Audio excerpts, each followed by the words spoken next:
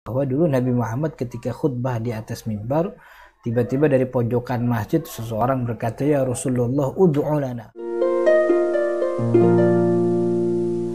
Dalam riwayat Imam Muslim yang masyhur sekali, ada satu cerita ketika Nabi Muhammad SAW khutbah di atas mimbar hari Jumat.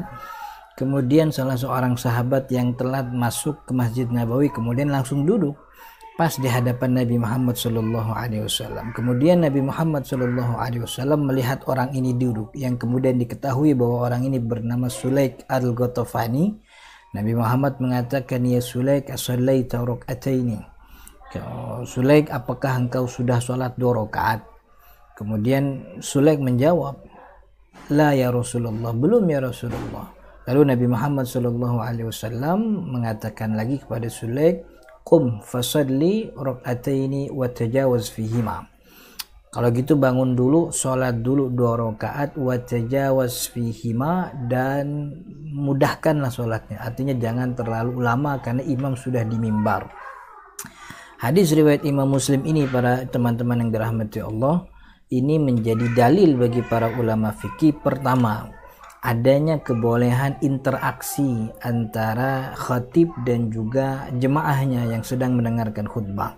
Artinya ketika khatib perlu menyampaikan sesuatu, perlu menegur seseorang yang ada di antara jemaah, tidak ada masalah. Misalnya dia kurang maju, misalnya dia main HP, misalnya mungkin dia tidur, dan yang lain-lainnya. Dan juga sebaliknya, karena ada interaksi itu berarti kan ada tektok dalam pembicaraan. Jadi jemaah pun mungkin bisa, bukan mungkin, dan memang bisa, sangat mungkin dia menegur, tidak menegur bahasanya, sangat mungkin mengoreksi apa yang disampaikan oleh khatib kalau memang dirasa ada yang salah, atau bertanya begitu. Tapi kan rasanya nggak mungkin ya kalau jemaah nanya khatib lagi khutbah gitu.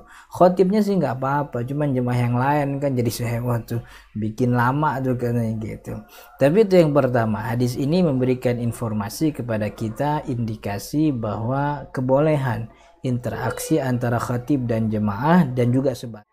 Dan bukan hanya hadis Sulaik al-Ghatafani yang menjadi dalil atau argumen jumhur ulama tentang kebolehan interaksi. Kita juga mendapati sebuah hadis yang masyhur sekali dan hampir semua kita tahu. Nabi Muhammad ketika khutbah di atas mimbar, tiba-tiba dari pojokan masjid seseorang berkata, "Ya Rasulullah, ud'u lana."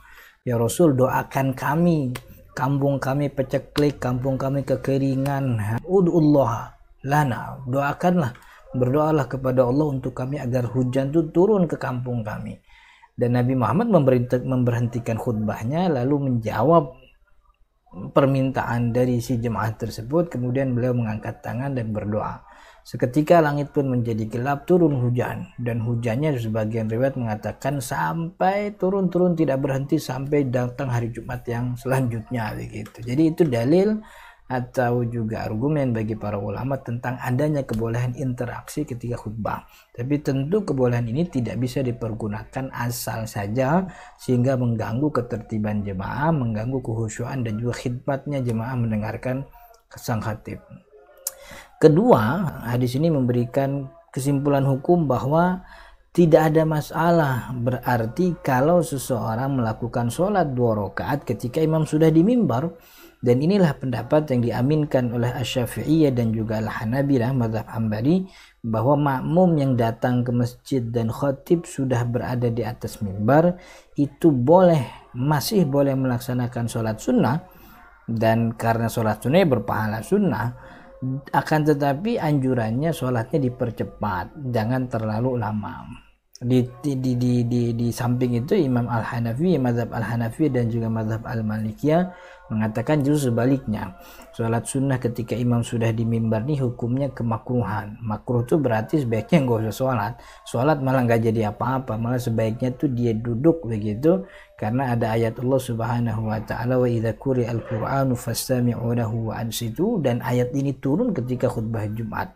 Maka amat sangat layak kalau ketika khutbah itu tidak ada pergerakan kecuali mendengarkan khotib. Kalaupun ada hadis yang tadi Sulaik Al-Ghatafani itu dikatakan oleh beberapa ulama Ahnaf dan juga Al-Malikiyah ini sebagai waqai'ul ayan. Waqai'ul ayan itu maksudnya perkara personalnya Sulaik. Karena Sulaik mungkin dikenal oleh Nabi Muhammad SAW sebagai orang yang mudah sekali meninggalkan kesunahan. Maka ketika ada waktu di mana Nabi Muhammad bertemu dengan Sulaik, itu jadi kesempatan Nabi Muhammad memerintahkan Sulaik melakukan sholat sunnah 2 rakaat.